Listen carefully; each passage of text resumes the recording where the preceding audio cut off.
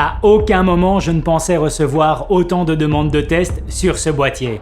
Aujourd'hui je te parle du dernier hybride de Canon avec son R7. C'est parti!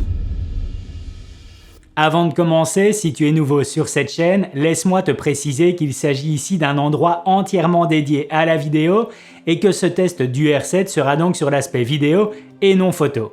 Comme je te le disais en intro, à aucun moment je ne pensais recevoir autant de demandes de tests sur ce Canon R7 et honnêtement, si je n'avais pas reçu autant de messages, je ne pense pas que je me serais intéressé à celui-ci. Le jour de sa sortie et après avoir reçu 10 demandes dans l'heure, j'ai décidé de regarder sa fiche technique afin de comprendre l'engouement sur ce R7. Et ok, je vais pas te mentir que j'ai été assez surpris.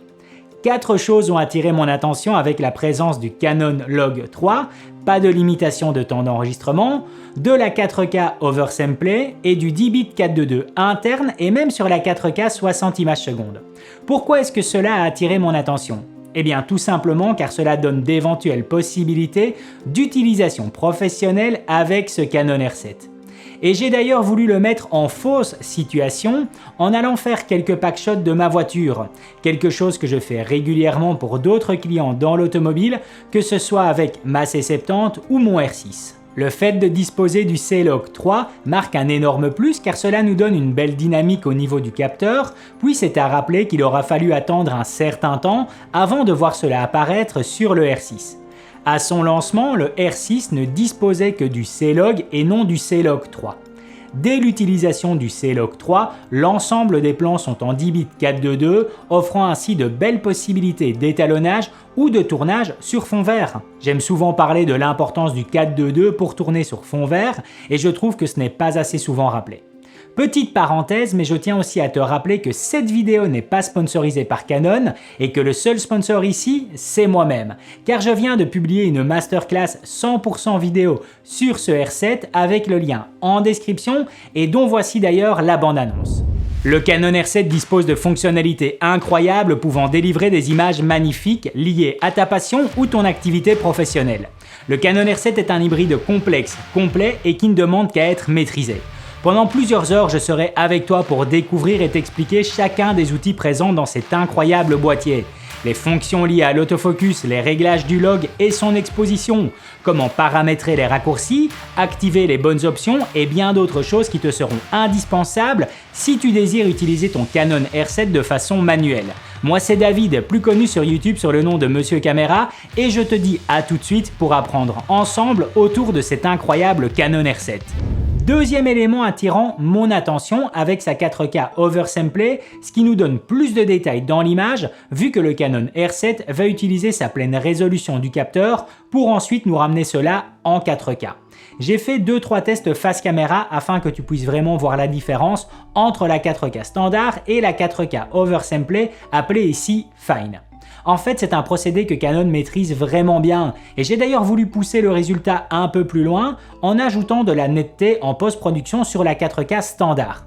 En visionnant le clip à 100%, ça peut faire le job et passer pour quelque chose d'équivalent, mais dès que je viens à zoomer dans l'image, tu peux voir que cette 4K Fine reste toujours plus efficace et performante. Ajouter encore plus de netteté sur la 4K standard aurait commencé à donner un résultat plus trop plaisant. Par contre, pour délivrer cette 4K Fine, il y a du traitement derrière et donc du temps de calcul. D'ailleurs, cette 4K Fine n'est pas disponible en 60 images secondes.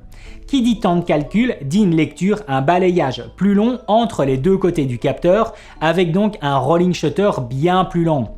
C'est quelque chose que j'ai directement vu à l'utilisation et la différence est vraiment forte. Autant le rolling shutter fait le job sur la 4K standard sans réelle déformation, autant ce n'est pas le cas sur la 4K Fine. Ma logique sera donc de n'utiliser la 4K Fine qu'en plan fixe ou avec des mouvements lents et contrôlés.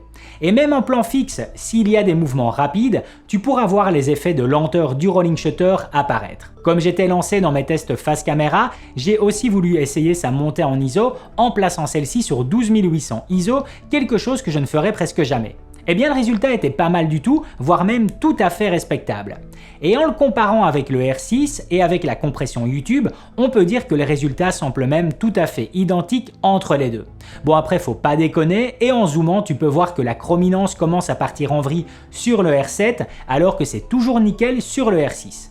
Et si tu viens à pousser cela plus loin avec la même montée en ISO mais dans un environnement dégueulasse, je peux te dire que le résultat sera encore bien plus marquant en montrant la supériorité du R6 face au R7. Et si tu viens à te dire « David, commence pas à comparer du plein format avec du APS-C car c'est déconné », sache que tu as tout à fait raison de penser cela et que tu en comprendras la raison dans ma conclusion de fin. Tant que je suis dans ces comparaisons, tu pourras remarquer que le match caméra fonctionne super bien entre le R6 et R7 avec une colorimétrie presque identique à 100%. Le genre de petit détail qui peut faire plaisir à savoir. Le R7 est aussi sans limite d'enregistrement, enfin presque, car c'est jusque 6 heures sur de l'enregistrement classique et jusque 1h30 pour de l'enregistrement ralenti au-dessus de 60 images secondes. Du coup, est-ce que cela vient à chauffer ? Eh bien en fait, dis-toi que tu seras tranquille sans aucun problème tant que tu ne viens pas utiliser une captation en continu sur de la 4K 60 images secondes. Car dès l'instant où on se met en 4K 60 images secondes en extérieur et avec un soleil normal, le boîtier viendra à se couper au bout de 35 minutes plus ou moins. Mais sinon, aucun souci pour de la 4K fine ou standard en 24 images secondes. Pour l'ergonomie, Canon, vous pouvez lui faire des bisous à l'ingénieur qui a développé son ergonomie, car là je suis quand même jaloux. Hardware comme software, le R7 et pour de la vidéo arrive à m'offrir une meilleure ergonomie que mon R6. Le fonctionnement des boutons ainsi que la personnalisation avec le software offrent un meilleur fonctionnement et surtout plus rapide. Canon, je m'adresse à vous. À défaut de ne pouvoir plus rien changer sur le hardware du R6, je veux par contre une nouvelle mise à jour en trouvant une solution pour nous offrir les 3 préconfigurations sur le mode vidéo. Car ici avec le R7, je peux avoir 3 préconfigurations prêtes à l'emploi dans lesquelles j'ai configuré 4K Fine 24 images secondes, 4K standard 60 images secondes et de la Full HD 120 images secondes. Bref, c'est hyper pratique. Autre énorme avantage du R7, c'est sa monture RF. Et je crois que c'est peut-être l'élément le plus sous-estimé de l'ensemble des qualités du R7. Cette monture donne la possibilité d'utiliser le parc optique en monture RF, monture qui n'est pas loin d'être techniquement parfaite, ainsi que l'ancienne monture de Canon EF via une bague d'adaptation. En fait, via plein de bagues d'adaptation, car on a la possibilité d'utiliser une simple bague pour passer de EF vers RF, comme avec ma control ring de Canon, une bague effectuant la transition EF-RF mais avec l'intégration d'un porte-filtre pour du ND, polarisant ou même de diffusion, ainsi qu'un réducteur de focale EF-RF transformant le R7 et son capteur APS-C en quasi l'équivalent d'un plein format. Canon propose un réducteur de focale à la base prévu pour la C70 et son capteur Super 35, mais cela fonctionne aussi sur le R7. Un message d'erreur s'affiche au début, mais cela fonctionne bien sans problème pour autant. Je pense d'ailleurs que ce message d'erreur ne sera plus d'actualité dans les prochaines mises à jour du R7. Ce que j'adore, c'est que cette panoplie de bagues offre plein de belles configurations, comme avec le Sigma 1835 et ma bague Mike intégrant ici un ND variable. En fait, j'ai une utilisation équivalente aux caméras avec ND interne et Dieu sait que dès l'instant où on découvre cette utilisation, c'est compliqué de faire marche arrière. En fait, le Canon R7 offre une belle polyvalence pour répondre à bon nombre de demandes. C'est aussi possible d'utiliser des objectifs plus particuliers et pourtant hyper abordables, comme avec le RF 600 mm f11. Un objectif qui fait souvent plaisir pour le domaine animalier ou l'aviation par exemple. Le combo fonctionne super bien et est surtout hyper léger. Bien entendu, le R7 dispose d'un autofocus irréprochable avec un excellent suivi, que ce soit sur les personnes, les animaux ou même les véhicules. La mise au point automatique chez Canon n'est plus inventée et elle reste fidèle à elle-même pour ce R7. Comme tu as pu m'entendre, ce Canon R7 est en fait un incroyable boîtier que je ne peux que recommander si celui-ci répond à tes besoins. J'aimerais par contre revenir sur ma comparaison précédente avec le R6. Et ce sera d'ailleurs ma conclusion. En fait, cette comparaison n'aurait jamais dû être présente et si j'ai pourtant fait celle-ci, c'est à cause de beaucoup de monde. Je dois te dire que je n'ai jamais vu autant de monde remettre en cause la majorité des caméras haut de gamme par rapport à ce R7. Je t'explique. Depuis la sortie du R7 et pour un grand nombre de personnes, tous les derniers hybrides tournant entre 2500 et 5000 € sont soudainement devenus bien trop chers ou surfaits. J'ai lu des commentaires disant que le R7 faisait mieux en vidéo qu'un Canon R6, un Fujifilm X-H2S, un Lumix GH6, un Nikon Z6 Mark II, ainsi que plein d'autres caméras. Le Canon R7 est en effet une incroyable machine et c'est d'ailleurs pour cette raison que j'ai pris le temps d'en faire une formation.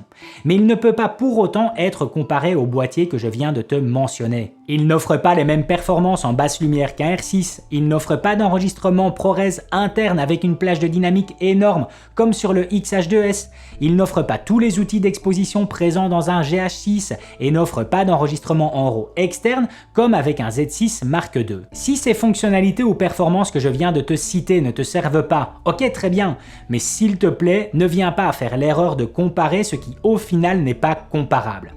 Pour encore mieux t'expliquer, je vais te donner ici un bon exemple.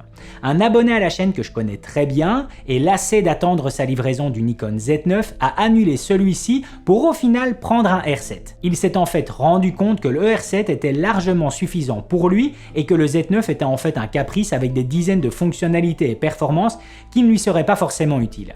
Le R7 lui convient en fait à 100% et il m'a déjà confié en être super content. Si je prends la peine de te parler de tout ça, c'est parce que je n'ai pas forcément envie de lire des commentaires disant « Top David, je comptais prendre un Canon R5C, mais il est en fait trop cher et n'offre pas beaucoup plus que ce R7. » Car crois-moi que la différence entre un R7 et un R5C est énorme, que ce soit sur les fonctionnalités comme la dynamique. En fait, le coup de génie de Canon avec ce R7, c'est d'offrir tout ce que la plus grande majorité des personnes veulent. C'est un boîtier de masse avec une super bonne qualité. C'est réellement un coup de génie et bravo Canon. Pour autant, ne va pas confondre certaines choses en disant que les boîtiers 1000 ou 3000 € plus chers sont trop chers. C'est simplement qu'ils offrent une quantité de fonctions et performances de dynamique qui ne te sont tout simplement pas utiles. Désolé pour cette conclusion un peu longue, mais je pense que c'est important de remettre certaines choses en place. N'hésite pas à me partager ton avis de façon constructive en commentaire afin de pouvoir en discuter ensemble. Je pense avoir fait le tour de tout ce qui me semblait important par rapport aux performances vidéo sur ce R7. Voilà, c'en est fini pour aujourd'hui. Si la vidéo t'a plu, n'hésite pas à mettre un gros pouce bleu, ça me fait super plaisir. Et puis à t'abonner pour être tenu au courant des prochaines sorties. À plus!